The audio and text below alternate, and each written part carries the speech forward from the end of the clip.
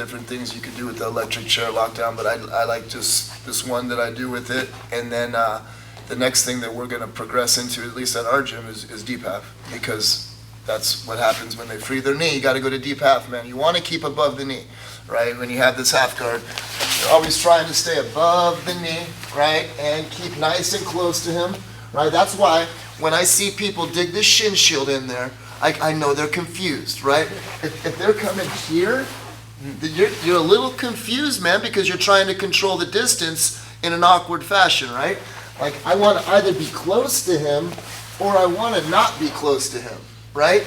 I don't want to be confused in this manner, right? Unless, of course, I'm looking to maybe lock it down, slow him down. That's a nice way to, like, slow a guy down if he's going ham or something, right? You could do that to lock him in. But you're not going to do much with it, right? You're not going to do much with it. You're probably going to end up dropping that shin lock to get deeper underneath him, right? But yeah, staying above this knee right here is vital. The second that thing starts to clear, I'm going to be coming to deep. Oh, stay on top. I'm going to be coming to deep half. Right here, but deep half. Very good. Yep, I'm going to be coming to right here. Yeah, and that's what we're going to go over next week. Okay, but what do we do? Electric chair. Check this out. Lockdown. This is good. Let's say he has the underhook. I'm smashed. I'm smashed right here, yeah? I'm going to find my lockdown with my legs and extend it out, right? That's the lockdown. A lot of people are familiar with this, okay? And it's a great way to fight to take back your frames and your underhook, right? You could push him down a little bit. If he's up here, it's tough to dig this underhook back. Just taking a few extra inches, see how he shrunk down a little bit, it helps, man. I can get my elbows in, dig for my underhook, right? And then it's the opposite. I'm fully extended, you can see my legs. I'm gonna reverse crunch, right? I'm gonna underhook his leg and I'm gonna reverse crunch. I'm even getting a grip here. And I want his weight on his hands, so I'm pulling him up here. And then you push, right? I'm stuck here, I push, and up to my elbow. Once I'm up to my elbow, I'm golden. To my knees, I could go for my little knee bar right here if I want on top, or pass, right? You got your over-under, go right into your over-under stuff. Let's do it again. Okay. Facing Again? this direction. Yeah. Here we go. He's got the underhook. No good for me, man. I'm smashed. Start to find it. I bring left leg over first. Yeah, right here. Extend him out. Shrunk him down a little bit, man. Now I can start to work. Get this in here. And then I'm coming here. And here I got an underhook and an underhook. And my legs are going to reverse crunch and I'm going to pull everything up here and rock to my left. And if I can't rock, I got to push his base away. His right arm is keeping him from rocking, so I push and come up to my elbow, up to my knees, finish knee bar, or just pass, over under style. Right? Any questions pop up on that, Dylan? No, not yet. Top left says how many people in here? How many we got? Red. Two. All right. Any questions, guys? Let us know. Do you guys play deep half? What do you like about deep half? Is there a move that you struggle with? I know that reverse crunch has been huge for me. Yep. Reverse crunch or reverse shrimp, right? Because you can use them both, and one of them might be easier. Because, especially like I'm teaching this in my kids' classes this week, which is tough, man. Teaching half guard to kids is not easy because you have to understand the underhook and the point of it, or else you're just, you're going through the motion, you don't understand. Okay, so yeah, the reverse crunch and the reverse shrimp, I find the reverse shrimp sometimes is actually easier because you feel like you have more power, right? Here's the difference with no partner. A reverse crunch is here, right? Okay, and the reverse shrimp is there. That's a reverse shrimp, right? Okay, having your foot on the mat, pushing off of that, makes you feel powerful. So you end up reverse shrimping under, pushing off of this into this. And that's what holds their weight on their hands. So this is actually not that hard. Maintain this pressure while you peak and then come up, right? Let me show that one in case I'm wondering what the heck's he talking about, right? Let's go here. Okay, reverse shrimping under, keeping his weight on his hands. Right? And peeking out. If I drop this knee down, he's going to not need to put his hand on the mat. Right? So I maintain it as I peek out the side. Okay? A lot of the time when you do that, I pop, come here, and they'll drop their chest on your face, right? All the way down. but it doesn't matter. Okay, he still has to maintain that hand as long as I'm maintaining the pressure with my leg. He still has to keep the hand on the mat, right? So reverse shrimp or reverse crunch might be easier to do the reverse shrimp just because the foot on the mat is helping you push. Yeah, at least for kids. So Marcus said, I just use the shin shield to enter the false reap. Otherwise, agree for lockdown entries. Electric chair is my only real go-to from lockdown though. There you go. Yeah, man. I don't do much false reap stuff at all. But, you know, that would be the hole in my game that somebody else is holding their ink blot on, and eventually they're going to show me when they're a purple belt. Do you have any questions about that, Dylan? Nah, to be honest, I wasn't really. Okay. I was watching the Jamie comments. right now, but he's yeah. Jamie.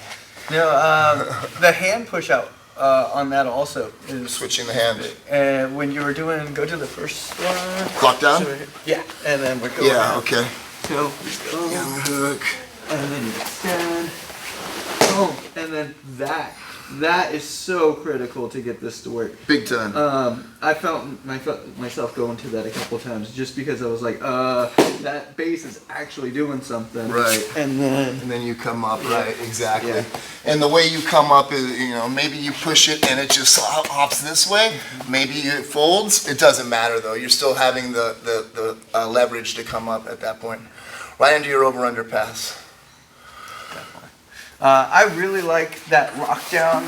Here's a way that I typically do it. So if a bigger person fully locks me down on my back, again, should never get here. But if you are, I like to stretch this out. I come through and I start pulling down on that shoulder just to give me some time because that shoulder really sucks.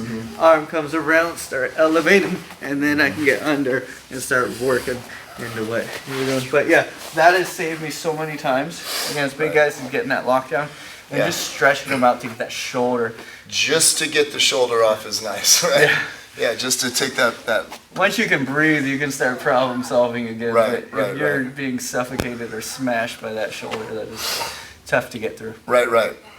So the natural progression though, I keep wanting to get to this. Okay, so you go down, you half guard, right? Pop. Okay, once I get to here, once that knee pops up, man, you're done. You messed up, right? They got their knee free. You didn't stay above the knee. Okay, so without a partner, I just want to show you the motion that you're going to do to enter the deep half. All right, is this good? Good spot? Okay, it's simple. It's literally just this. That's the motion. Okay, again, I'm here, I'm in my half guard. Their knee peaks free, pop right there. I'm underhooking either the leg or just a single leg on that leg that's about to knee slice through. And I straighten my hips this way. That's it. Okay? And at that point, you don't get to control how they react, right? So usually, they'll give you a pillow, right? Your head will be here. That will be the half guard leg, usually. Sometimes not. Sometimes they go like this, and then you Turkish get up, and it's too easy, right? And you sweep. Okay, but with the partner, I think that that movement is Yeah. subconscious to like not do because you don't want them I know. to go through. yeah. And yeah, straightening your legs when you have still some sort of pinch is like I'm gonna give it away. Of course, But- it does feel like it's going to, but you'll keep the foot. But it works. Yeah. Yeah. So I've got my half guard. He goes to peek that knee through right away. That's all I did. Brought my knees to point the opposite direction. Yeah, now I'm in my deep half. I like to hide this arm right away. We rotate. I always hide this arm right away because they're going to get an underhook or a Kimura or something, right? And then I'll start to work a grip, take this thing open. This is worth the time. Sometimes that thing's tucked in there like a lot. It's worth it to take the time and you're safe here to hang out. The things you got to think about though is obviously them not stepping over your head. So I'm not letting them. I got strong posture. My neck is extra, right? Even if he's starting to like go bread cutter on me or something, if he does, then then I'm just gonna bridge him over because that's what we're gonna do anyway. We have 2 underhooks right now. So we're gonna bridge right into a double underhook pass. And we're gonna fully commit to it. We're gonna commit to it too. Meaning, I'm not worried about keeping this foot. I'm here. Big bridge over, and you land in the double unders. Okay, very high percentage. It's gonna be it's my personal go-to for when I don't get my half guard. Yeah, I want the half guard. He slides. Whoop. Point the knees to the other direction. Enter right into it. You should have your pillow. Hide the arm. Yeah? And then find this. Get a grip on the back. Big bridge over. Right into your double underhooks. Okay? Let's do one facing this way so they can Yeah. see the grips on the back. If you fail to, Marcus said that's exactly where the underhook. false reap If you is. fail to hide that arm though, you're gonna regret it. All right? Yeah, there you go. There you go. Yeah, the grip on the back is whatever I could get. Honestly, if this gi was tucked in, I would just grab here. If it's open, I'll get here. Right? This is ideal. And then this one, I'm just using both right there. So I end up with 2 lapel grips is ideal. But like I said, a grip anywhere will do. And then, big bridge over, come into your over-under pass. They will usually start trying to yank that arm out. This is always, right? There's like a natural progression that pretty much always happens, but I usually stay safe there. Keep my arm free, get my arm free. We got a question? No, Marcus just said, yeah, that's exactly where the false reap is once the knee comes up. And then he said, I agree on the emphasis on the big hip swing. Big hip swing, man. Yep, keep the foot pinched. Just point your knees the other direction. Works pretty well because, especially if it's a big guy, like 250-pound guy, you don't want to have to move 250 pounds, right? So by doing that, you're just moving their leg, right? Their leg is like the size of a 15-year-old kid, right, already, so that's hard enough to move, So you're just trying to move the leg, and that's all you have to do is just rotate. Any other? There's a rabbit hole, man. Yeah. Any other? Oh, there's plenty more. Questions? Lots of Anything deep like that half. coming? Oh, everybody's slacking today. Bernardo Faria knee bars and stuff. I got knee barred today sparring with a guy, and it was from the bottom. He was on bottom. Chris got me, and he had like the lockdown, but he let go of it and went to just a knee bar with his legs from bottom. I had that. I got From bottom. I was pissed. I was on top, like, what the fuck? What the fuck? Okay, tap. Damn, man. Yeah, I locked it out. It was a good one. I rolled through on one of those too. I was going for that sweep, and then I had the leg elevated. You're on bottom right here? I'm not. I forget what position it was. but Yeah, he I was here. ended up with. It was. It was so interesting. isolated. It's like the one you do from top. I got to the But top it was on position. bottom. Yeah, It was cool. on that. I didn't think you could generate that much power. Their legs are strong, but yeah, he did. There's a lot of stuff in there. Yeah, the underhook, we've been working a lot on, and again, it's whizzer, not wizard, even though everyone still wants to use the word wizard. Everyone's stuck on wizard. If they use wizard in the past, they are stuck on wizard. They say, it sounds cooler, I don't care if I'm right or wrong. They'll rename it. Awesome. Yeah.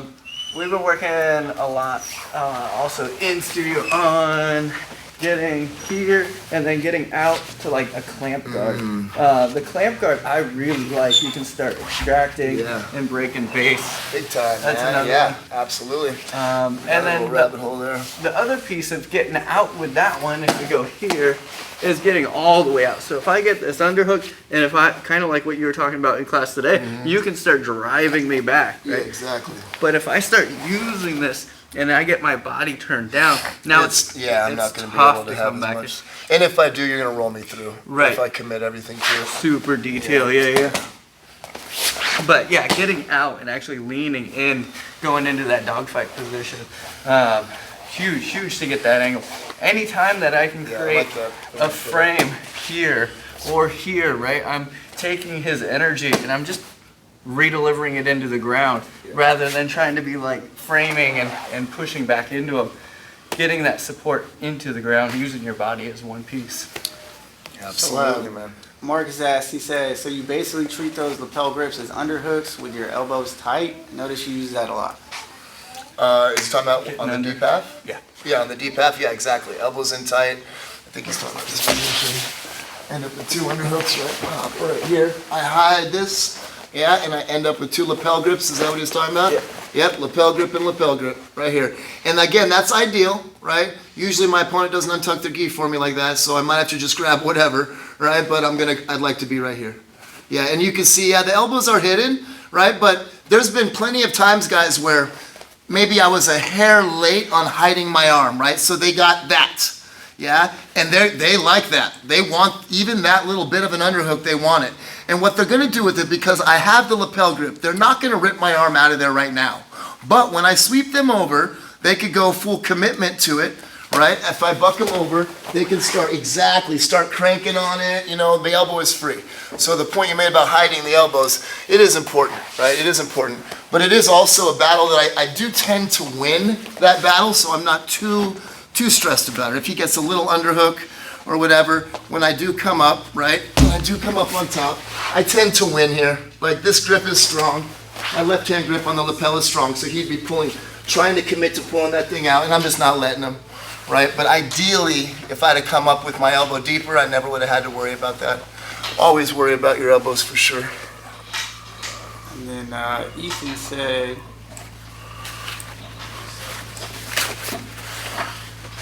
he said, do you have any tips on securing the leg that isn't in lockdown when going for the electric chair? I isn't have in a lot of luck with the move, but sometimes find it a struggle if they are heavy on the leg.